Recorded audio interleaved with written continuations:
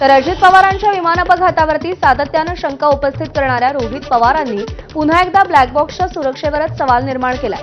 अजित पवारांच्या विमानाचा black box राजकारणापासून सुरक्षित राहील का असा सवाल रोहित पवारांनी केलाय।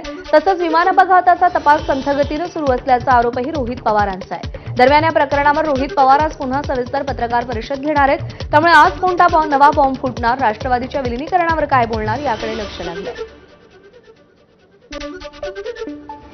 ब्लॅक बॉक्स हा पावसापासून, उन्हापासून, आगीपासून, बॉम्बलास्टपासून सगळ्यापासून सुरक्षित आहे, पण राजकारणापासून सुरक्षित नाही।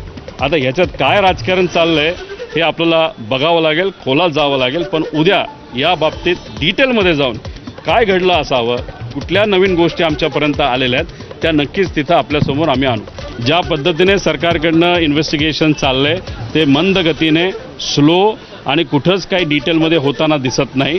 ती VSR कंपनी अजूनपर्यंत ऑपरेशनमध्ये त्या ठिकाणी आहे। मग जर सरकारकडनं ज्या पद्धतीने इन्व्हेस्टिगेशन व्हायला पाहिजे ते होत नाही, कुठेतरी सरकारकडनं या इन्व्हेस्टिगेशनकडे दुर्लक्ष होत आहे का असा प्रश्न निर्माण झाल्यामुळे आम्हाला आमच्या मित्रांना, काही लोकांना त्यांच्याशी चर्चा करून अधिकची काय माहिती मिळते का हे आम्ही बघत असतो। त्यामुळे उद्या 10:30 वाजता डिटेलमध्ये या बाबतीत आम्ही प्रेस कॉन्फरन्स घेऊ। अजित पवारांच्या विमान अपघाताचा ब्लॅक बॉक्स जळून खाक झाल्याची माहिती समोर येते। मात्र ब्लॅक बॉक्स जळला तरी त्यामधील चिपमुळे विमानातली माहिती मिळू शकते असा आशावाद इंडियन एअरफोर्सचे निवृत्त ग्रुप कॅप्टन विनायक देवधर यांनी व्यक्त केला। जो बॉक्स असतो, जसं आता आपण म्हटलं की CVR थोडा डॅमेज झालेला आहे, हा एक मेटॅलिक बॉक्स असतो आणि याच्या आतमध्ये इलेक्ट्रॉनिक सर्किटरी असते की जी नॉर्मल वेळेमध्ये वेगवेगळा डेटा जो येतो तो रेकॉर्ड करत असते। आणि हा डेटा रेकॉर्ड जो असतो सॉलिड स्टेट, त्याला आपण चिप म्हणतो, त्या चिपवरती रेकॉर्ड डेटा केलेला असतो। जेव्हा हे रिट्रीव्ह करतात तेव्हा जर याच्यामध्ये काही डॅमेज झालेला नसेल तर दुसरं इन्स्ट्रुमेंट लावून डेटा आपल्याला पटकन 2 मिनिटांमध्ये डाउनलोड करता येतो।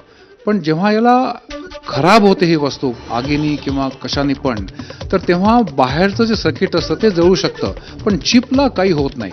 त्यामुळे चिप सुरक्षित असेल तर त्या चिपला दुसऱ्या एका इन्स्ट्रुमेंटवरती माउंट करून ती जी मॅन्युफॅक्चरिंग कंपनी आहे ती सगळा डेटा नक्कीच काढू शकेल। दरम्यान अजित पवारांच्या अपघाताबाबत